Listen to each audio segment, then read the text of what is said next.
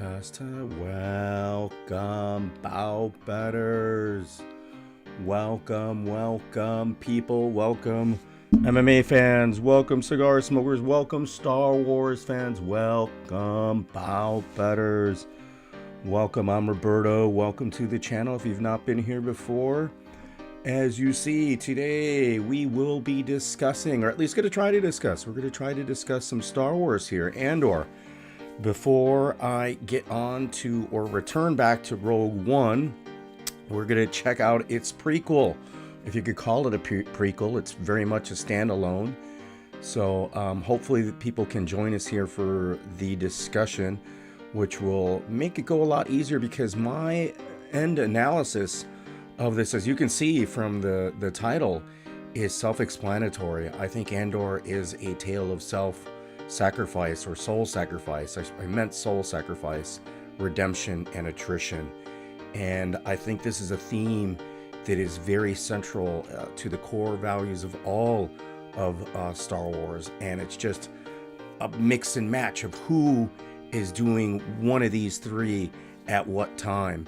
A lot of times in Star Wars, we always think of strength, of overcoming, of sort of a champion, a new awakening into something that's grander and greater. But really, at the seed of all of this is sacrifice, is redemption, is attrition, is the loss that we all encounter, or that rebels encounter in this tale of Star Wars. So, welcome, bout betters. Welcome, people. Let me check out my... Whoa. Yeah, there I am. Let's see here. I'm Roberto. Welcome, people. If you've made it this far, you are a bout better. And you haven't had to make it very far at all. Whoa. Let's see here. Properties. Okay. Why isn't it not there? Is there something... Is it somewhere else? Is it somewhere else, people? Okay, well, that's okay. Let me see if I can redo it. Okay. Boom. Where am I? Let me put it all the way in the front. It should be there. And I haven't been able to check. Oh, we're going blank. I'm losing everybody already before we've even gotten to our discussion. I do want to do this, though. I want my name there. Oh, there it is. I have two Robertitos. That's the problem. People. I have two Robertos here. That's what I got. There it is. That is I, Roberto. Right? That is I. Welcome, bout betters. Yes. Let's see here.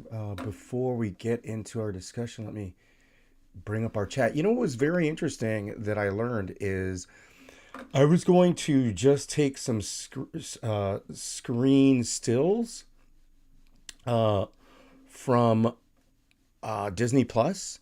I was going to... All right, boom. It's one watching. It's just me.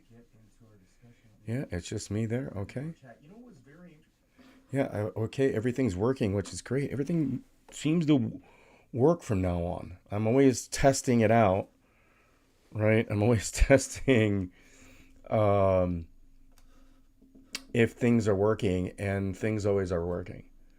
So as a ex-technology person, someone asks, hey, are you good at technology? I used to be. I'm somewhat okay. I'm literate enough to learn this OBS here, and we're learning it a lot better. But yeah, we'll wait and see if anybody comes into the chat. I guess people can watch this post facto or after that it's not live. It's nicer to have live, and I regret that we are not discussing. For those of the people that tend to visit my channel for the cigar reviews, beer reviews, we do some other things here. The MMA picks, gambling. What are we doing? A lot of cultural reviews, product reviews. And today we're doing Star Wars. We're changing it up, right? Just because I finished Andor Season 2. And Out the gate, I enjoyed Andor season one a lot better, and that tends to happen. And I am happy. I thought it was very wise that they concluded with just two seasons. I think even this season was a little repetitive. They repeated a lot of the core of what was good last season. Josephus, what got post hoc ergo propter hoc. Josephus, I don't know if you're a Star Wars fan. Welcome, Josephus. Um, um, just here, the topic of discussion is self-explanatory. No cigars. In fact, you would have thought that like Han Solo would have been a cigar smoker, or even Chewbacca. But in Andor, there certainly was definitely not. The only person that might have been a cigar smoker probably would have been this woman's husband. What's his name in the series? Where's she at? Where's he at? Why don't they show her? Not Val. Not okay. Where so Lutheran might have been a cigar smoker, right? Lutheran might have been a cigar smoker. Let's see who would have been a cigar. Oh, Perrin Firtha, who's played by Alistair McKenzie, who is this woman's weird husband, right? Like ceremonial husband, Mon Mothra's ceremonial husband, Perrin Firtha, right? You see at the very end there at the show, he's actually with another character's wife. And we don't know if that person's died or not, but he's drunk in a car with her because, of course, he's probably disgraced. He still has money.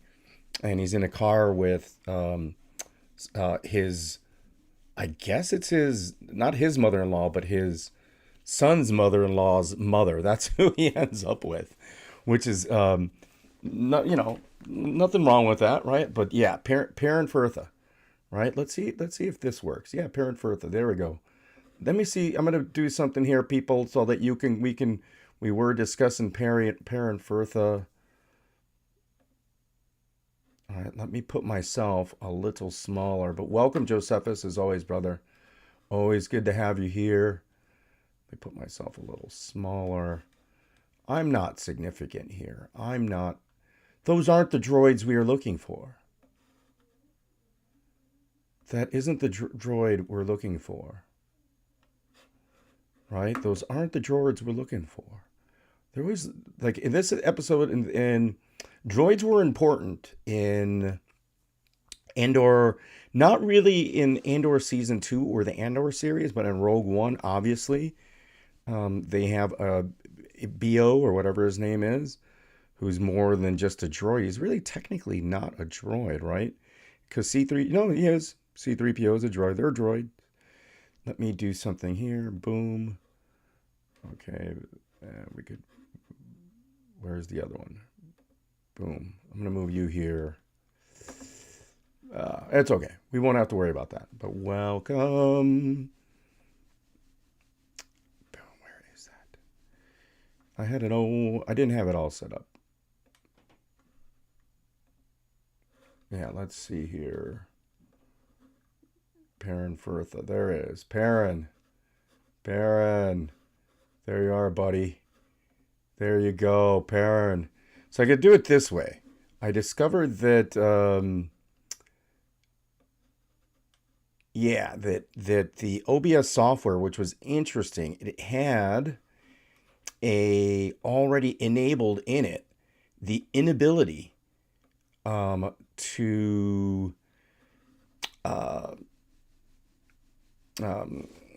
to even show stills of an app, right? So Perrin Firtha, O'Reilly is most curious about exploring Mullen's rise in the Rebel Alliance. Well,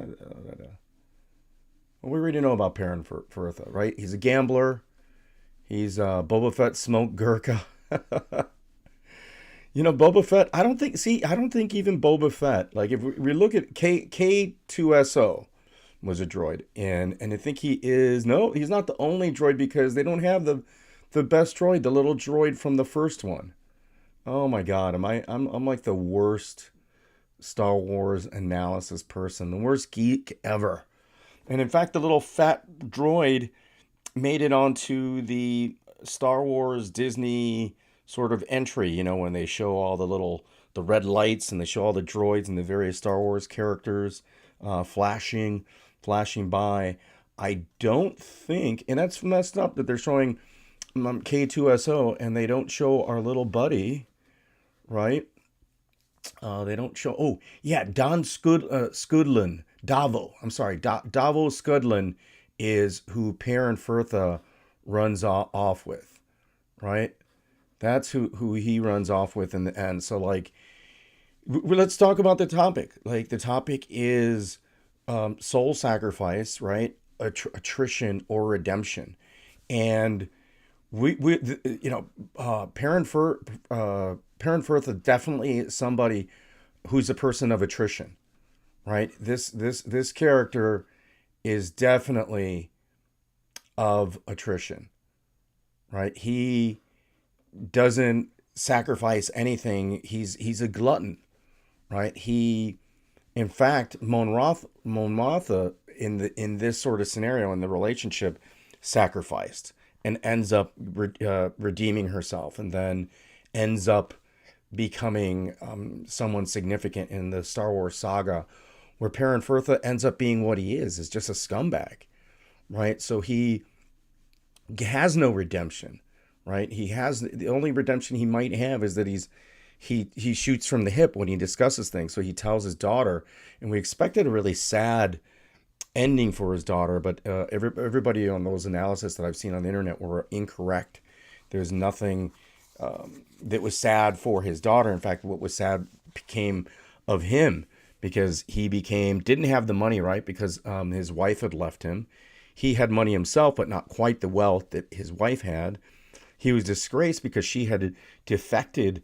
So he was very fortunate that he didn't end up in a prison camp, or that he wasn't dead. Or maybe at the end of it, we saw that he might become dead, right? So Perrin Firtha definitely could have been a cigar smoker, if we're going there, Josephus. And Josephus was mentioning that Boba Fett smoked Gurkha.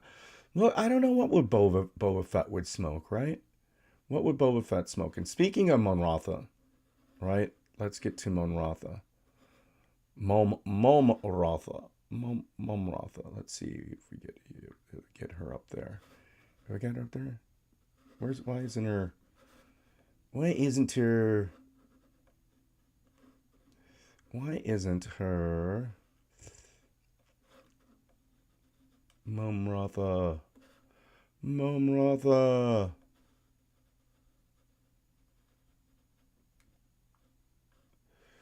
Mom Mothma. Where's your photo, babe? Beautiful looking woman, Mon Mothma. Mon Mothma was played by Genevieve O'Reilly, right? Beautiful, beautiful woman. Mon Mothma, a favorite of mine in this series, because she has like integrity, right? She's a woman of integrity, right? Talk about sacrifice. She sacrifices everything, just like a few people that sacrifice everything here. And Mon Mothma sacrifices her family, sacrifices her ability to fight in the Senate, right? She does gain redemption at some point, right? And I think it was I didn't actually, was it in this particular one? And we're gonna watch. I have to watch it again, where she does have a soul sacrifice. She sacrifices herself, or I could be confusing this with Star Trek, and there's always a lot of women sacrificing themselves for the greater good of their crew and of their people. And I'm almost certain, there she is. There is Mon Mothma. Right there she is. Nobody else in here to discuss it. But yeah, she sacrifices her daughter, which was a bitter relationship. Her husband was irrelevant. She sacrifices her family name and everything for the cause. Like, she was funding the cause. She's somebody that, and in the end, does a soul sacrifice. There's so many people. If you go through all the characters and so many of the people in Star Wars sacrifice themselves, right? Like some commit, they do the soul sacrifice, the true soul sacrifice, and we're going to talk about that a little bit later. That there are many, many, many characters that do that, right? That do the self annihilation there. She smokes acid cigars. Yeah, Mon Mothra, I think definitely would have been smoking like mushroom or acid cigars. Maybe not. I think mushroom. Yeah, I think you're right, Josephus. Mushroom cigars might have been up her alley. We saw her in the rave scene. Really, her alcohol sort of possible addiction at one point. I wouldn't say that it's just her helplessness sort of came out, but it came outwardly as a beautiful thing. Like she was beautiful. You could tell she was like, she's my age or a little bit younger than me, but definitely was part of that rave scene. And there was basically a rave scene in Star Wars, which was funny. Or it was reminiscent of, and if I did this with some kind of editing, I could do the Matrix rave scene, right? The drum scene, the rave drum scene where everyone's dancing over that, or the vampire rave scene, right? Josephus might like that in Blade, the vampire blood scene with the porn star and the kid that comes in that he's going to be lamb to the slaughter, right? And we're talking that there are lambs to the slaughter here.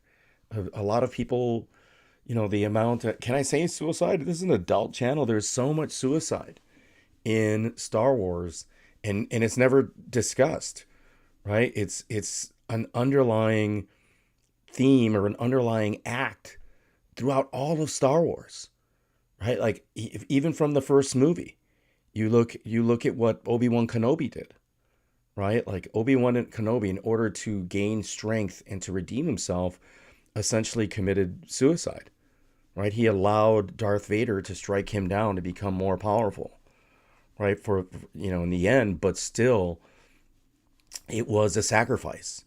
He needed to get stronger so he can then better guide Luke, right? Like who wasn't the chosen one, right? Again, we look at all the chosen one, and even if you're the chosen one had to sacrifice.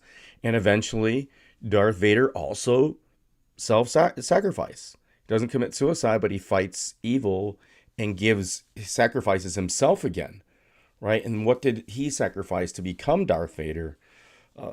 As well as the life that he lived sacrificing his mother, right? Like his great giving to join the Force was sacrificing his relationship and giving away with his mother. In fact, all the Jedi, right, sacrifice something, right? Even Goku, or not Goku, Goku's from the other Dragon Ball Z. Grogu. Oh, Grogu. Who's the lady who fixes the jets is actually Anakin Skywalker's mom in the Return of the Sith, the Revenge of the Sith series. Yes, I'm drinking tea, people. So yeah, she smokes acid cigars. Yeah, or yeah, acid. He meant the brand acid cigars. Should we go like to the main character, right? Andor. I mean, and it is his show, right? It is about him, right? Like Andor sacrificed quite a bit, even though he started with little. I think initially he sacrifices his sister, right? His relationship with his sister. Why isn't that shown? Cassian Andor, there it is. Cassian Andor. Okay, let me shrink this up so I could fit this better. Going at this the wrong way. Whoa, come on. There we are, Cassian Andor.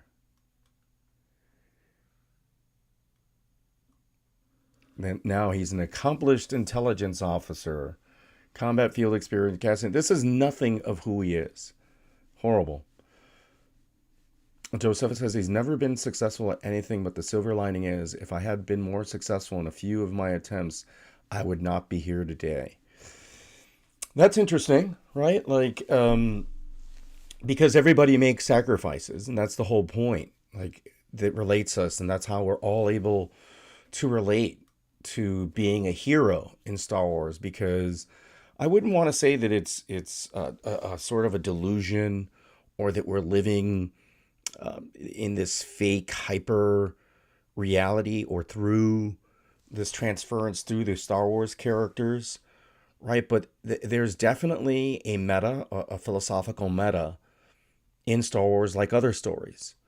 And I think, as I mentioned earlier, at its core is not the everyday decisions that we might see. The everyday struggles are sort of overlooked in Star Wars, and they're more encapsulated in the big bang, and sort of not the micro, but more of the meta. And I think that's why Andor was successful, was because it was supposed to give us that sort of micro narrative of Star Wars, that we were supposed to see these people not as super powered heroes, but common folk that were, part of, like in the French Rebellion, in in World War II. And there's a lot here, right, in Andor that is taken from that, right? The French struggle during the Nazi occupation. And you see, in terms of like what Josephus says, I think he shares with Cassian, right? Because Cassian wasn't successful, right? Successful at anything. Cassian, was a good thief, right? He wasn't very good at making relationships. Wasn't, he was good at stealing things, right? And he really couldn't be too successful at anything until the very end, where we saw, and I believe it was episode 6, where he got the hint that he would be redeemed, that he was, in a sense, a chosen one, that he had a path in the Force, that the Force had chosen him to sort of catapult the Rebel Alliance into becoming what it was, and thus catapulting Luke Skywalker. That Andor may have been the genuine spark, right, of the rebellion. It wasn't Luke. It was actually Cassian Andor that laid down the foundation to him, becoming a greater person. But then there are the people that are around him that have given up stuff, right? You look at Bix, that gave up something to become, for he could become who he was. Lutheran Rail talks about their shared sacrifice to get to where they're at, right? Not just them, but he has that moment in the finale with Vel Sartre, where they discuss the death, and they drink a toast to all the fallen people, like Karis Nemec, who laid down, right, the philosophy of the rebellion, right? So why do they even have Sergeant Leonis in there, and even Lieutenant Gorn? They have some of these characters in this thing that don't sacrifice anything, right? And then they don't have. Oh, they do. They have Syndicats, right, who sacrifice something, and they don't have any of the French characters, or the characters from Gore, not Gore. Where was tired here from that? From the massacre, right? So so Cassian Andor, I'm not going to say sacrificed the most, right? Because Cassian embraces, and his nexus encompasses the most, right? His nexus is what bonds all of these people, and it's done through Lutheran. Lutheran gives him the opportunity to be the nexus, or the bonding force of the rebellion.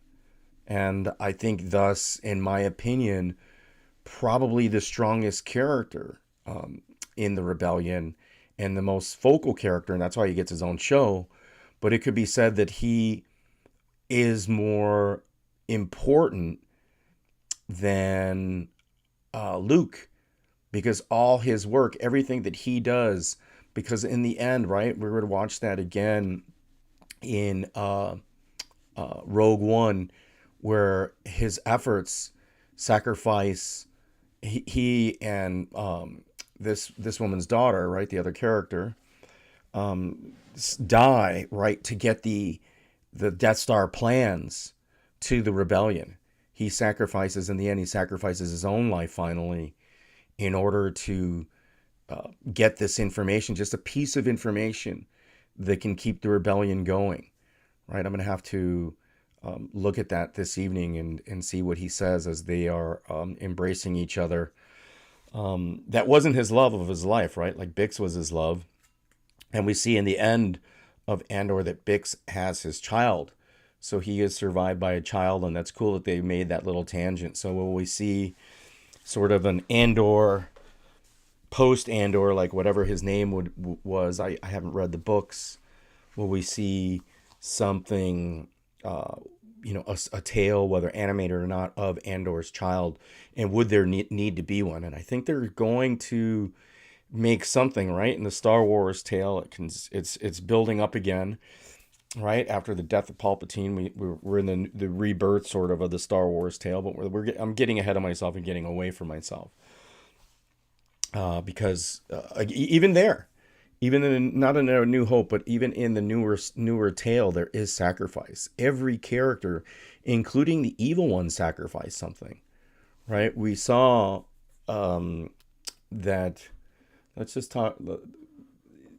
Everyone likes to focus on Deirdre Miro, in terms of the evil, right? Everyone wants to focus on her, but Deirdre, I keep on saying Deirdre because I know Deirdre. Ooh, there's her partner there, which is good. Cyril, right? These two, let's just talk on them at hand. They also make their sacrifices. We learned that Detra really has nothing. She's selfless for the Empire, right? For their fearless leader, for Palpatine.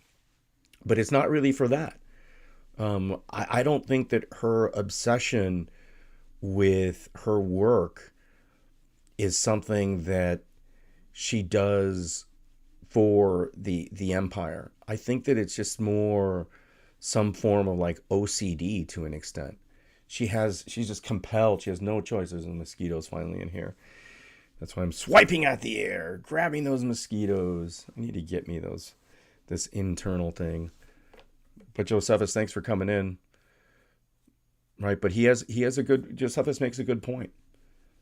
Josephus saying that he's never been so very successful at anything, but the silver lining is if he had been more successful in a few of my attempts, he would never be here today.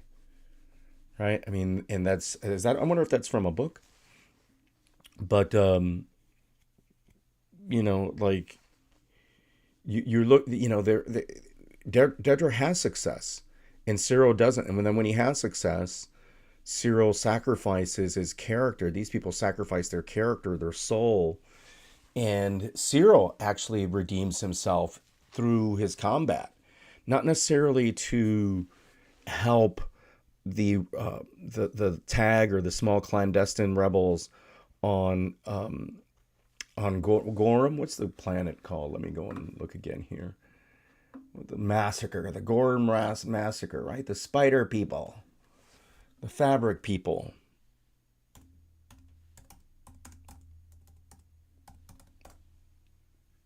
Yeah, the Gorham massacre, right? Gaw! Gaw! From Gladiator. From Gaw! Like, Dedra and Cyril are really two vile characters, right? And they might be more vile than Reddick or even the evil commander, the first commander, right? They might be more vile than him, right? And I can't believe that they decide. Oh, there is Brasso. Okay, we're going to talk about Brasso here. We go to character, and we talk about Brasso. The brick heard around the world. Oh, like that brick of that one lady that gets hit in the face, right? Uh, I wonder if anybody's gonna actually join this. We could still talk about this thing here, or else it's just getting hard. But I might be repetitive, right? But the themes I think here are repetitive. I think that we haven't. The title nails in itself. Soul self-sacrifice, right? Soul and self-sacrifice, right? Redemption and attrition. Cyril Karn and Dedra are the attrition. They sacrifice their soul, but it's in attrition to their. They're almost hedonistic in their efforts to please an evil, a person that would doesn't care of their successes. Deirdre as well as Cyril are not really trying to impress anyone. They're trying to impress somebody, but that's not relevant to them. They sort of work for work's sake.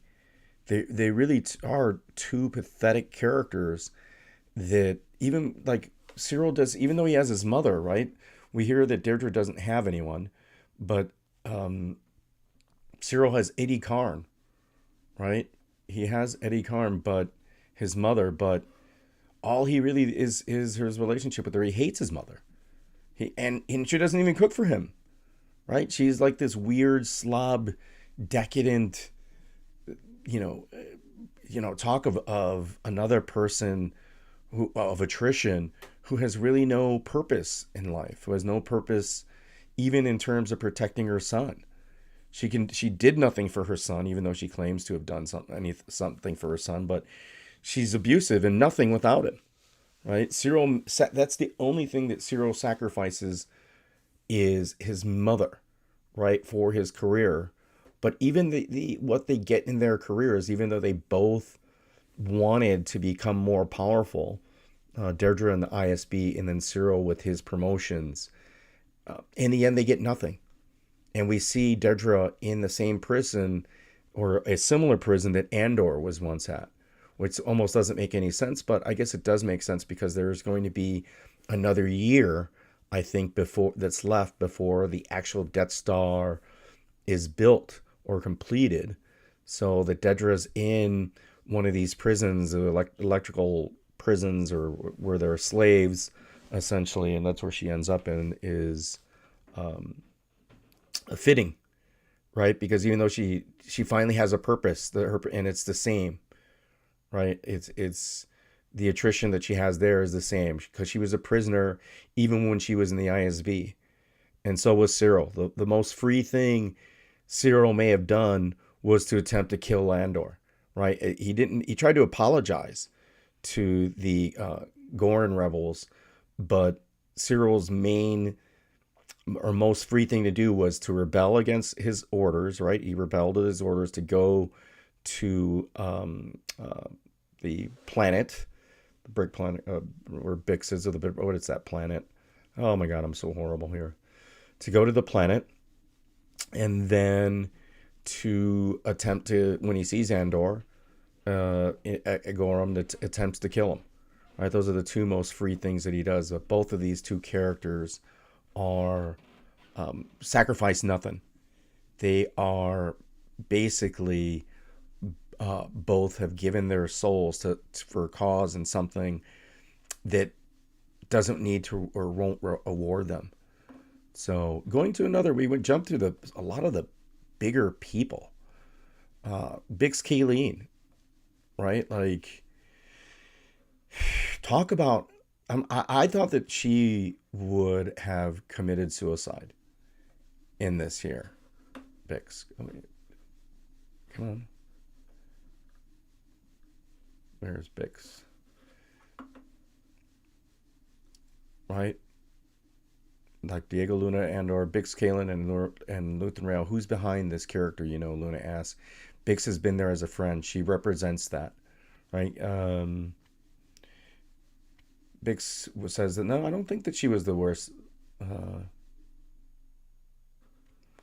right? Bix gets revenge, right? Bix gets revenge and gains peace, right? And her redemption came when she assassinated the person that tortured her, right? She saves other, but her, and then has Andor's child, and she sacrifices her love for Andor and her peace with him so that he would stay in the rebellion. She sacrifices her peace, her love that she needed because she was a damaged person. Her soul, her person was damaged, right? Being in a victim of torture, a recovering addict, right? She was addicted to the drugs there, a certain drug that this dude's Lutheran told her that, hey, I know you're doing this stuff. Doesn't get any better, right? With Bix. So I thought that Bix would have an unhappy sort of story, but it ends up being a good, happy ending for her, and she redeems herself by through her sacrifice.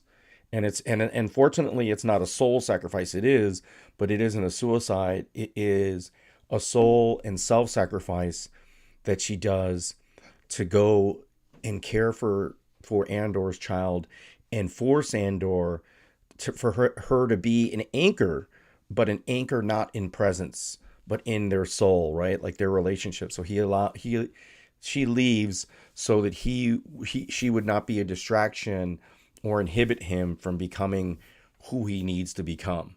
And so I think that's a good thing that Bix does, but she does make a sacrifice as well. So very important character, who does make a sacrifice, right? Everybody in this, we spoke to Mon Mothra, man, my boy, Luthen Rael, right? Like, who sacrificed at the best. It is the best. Luthen Rael's, it is the best monologue in all of Star Wars. I don't think there was a better monologue in all of Star Wars than in season one, when Lutheran is speaking with this dude from the ISB in the caverns, and he talks about what he does and what he has, like when he's questioned of what he sacrificed for to be who he is, right? We see him in the finale as a coward. We don't really know what he is, if he's a soldier, not on the rebellion, but on his home planet, or if he's working for the Empire. It looks like he might have been protecting the planet from the Empire as it's being massacred, right? But I'm not certain of that. I'd have to watch that again. But he sacrificed, and everybody assumed, and I'd have to look at this again, why Lutheran has a lot of the antiquities that he has. I should know these things. I'm a person of antiquities myself. I'm having my background in anthropology and loving the physical sciences now as much as the cultural science. But Luthen has these objects that we see that he used to fund his survival and then his initial rebellion. We see that he starts the initial rebellion with Clea, his assistant, which he saved, right? And talk about Clea's sacrifice. She makes a sacrifice, right? And she ends up surviving and eventually having to kill Luthen, right? She has to risk herself. I was wondering, like, why are you going back? But she risks her own life and knows that she has to sacrifice and kill Luthen, finish what Luthen started so that they cannot heal him, and that he would reveal, because she knows that with the devices that they would have, that he would come and he would reveal, he knew too much, right? Luthen, as Andor says, is the actual heart of the rebellion, right? He is tied to everyone. He's Saw Gerrera, Mon Mothra, to Andor, to, is there anybody that I might have left Oh, I mean, he's tied to everybody.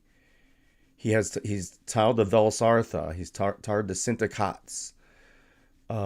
He's tied. He knows Orson Krennic, but he doesn't know him, right?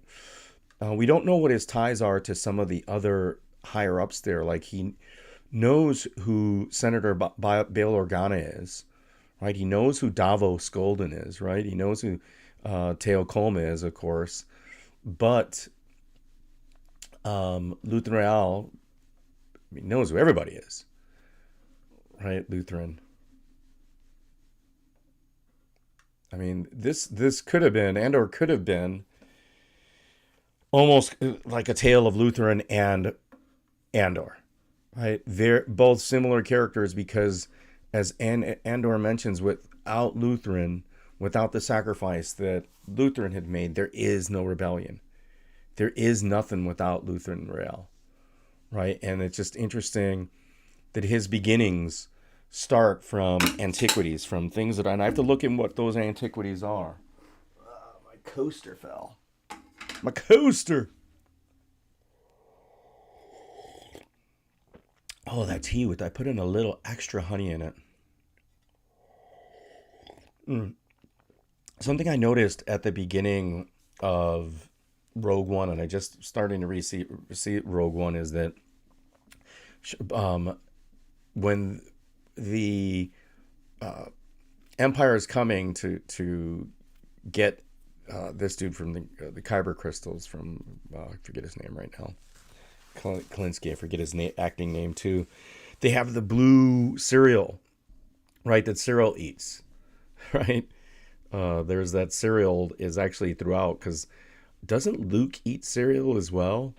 They have like that puffed circular cereal. Cyril likes it blue, and that blue comes back again. But it's interesting that in some of the other Star Wars spin-offs, they're eating slop all the time, right? And of course, in Star Wars, Luke eats some slop when he goes and meets Yoda for the first time, right? He's eating stuff that he would consider slop, but that cereal looks a lot better and yummier than the slop that he's eating. So that slop is there. But yeah, so Lutheran, and we've gone through the big three, right? I didn't start this I started this the wrong way, right? Like these are the people that's I wouldn't say that who sacrifices the most, right? And who is the real spark, right? The nexus, the spark, right? We could say was Marva, right? Where's Marva? Get over here, Marva. Right at the end of the first episode, right? It's Marva, who of course cared for Andor, right? If you could call it caring, right? Like right, he cared for Brasso up there, Brasso, right? Brasso eventually sacrifices himself to go and get. How come they don't show him on this thing? Where is he at? Wait, I don't want to move that. Where are you at? Oh, yeah, not Marvo. But he goes back and gets the kid, who of course has to say goodbye to some girl, right? But he's young, right? But Marva Andor, right? Who Andor takes his name after, right? Because she finds him, right? She finds him on a planet, he and his sister. That's his first sacrifice. But Marva,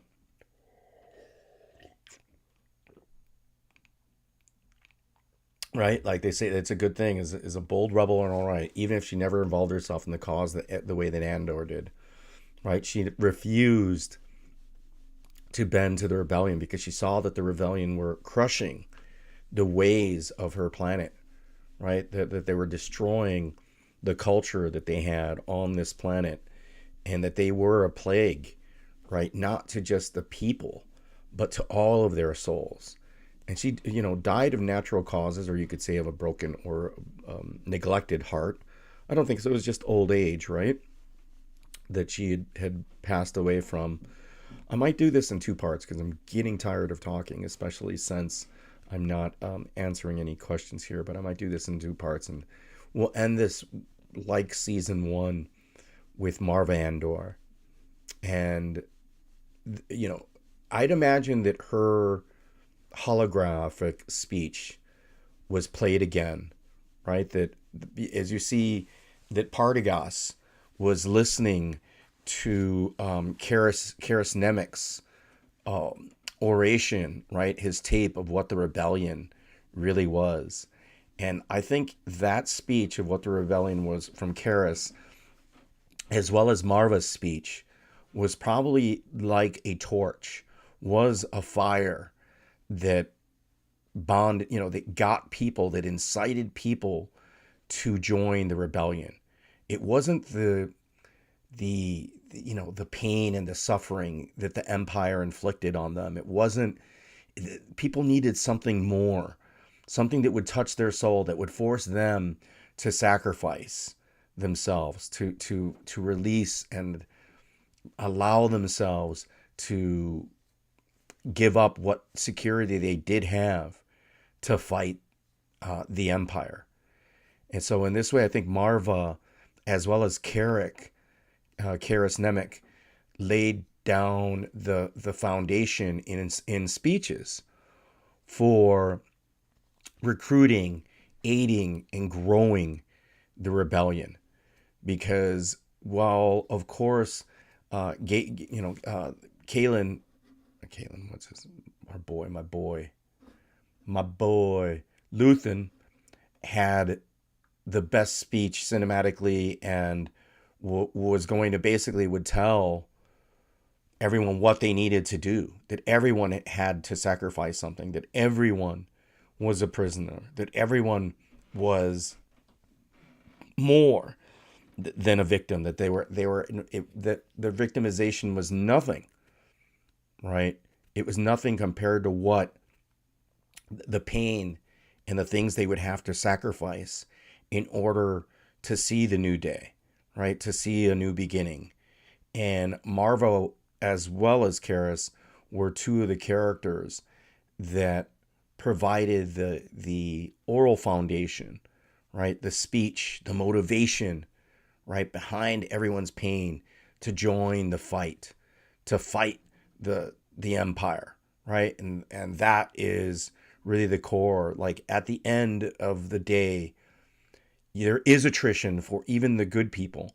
You have to be willing to give up your comfort, your security, your food, your warm, those, the luxuries that you might have in your world.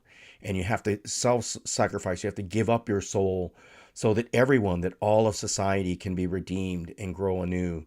And with that, people, if you've made it this far, you are about better. I will be discussing this again and hopefully getting more people to join us. But if you've made it this far, you are about better. Keep it up. Hit comment, like, and subscribe. Andor, self-sacrifice, a Star Wars story of self-sacrifice, of redemption, or of attrition, regardless if you are good or evil, because even the evil in here sacrifice something. Even the evil have to redeem themselves, or they just attrit. They just give themselves to nothing, whereas others give themselves to something grander to fight the empire.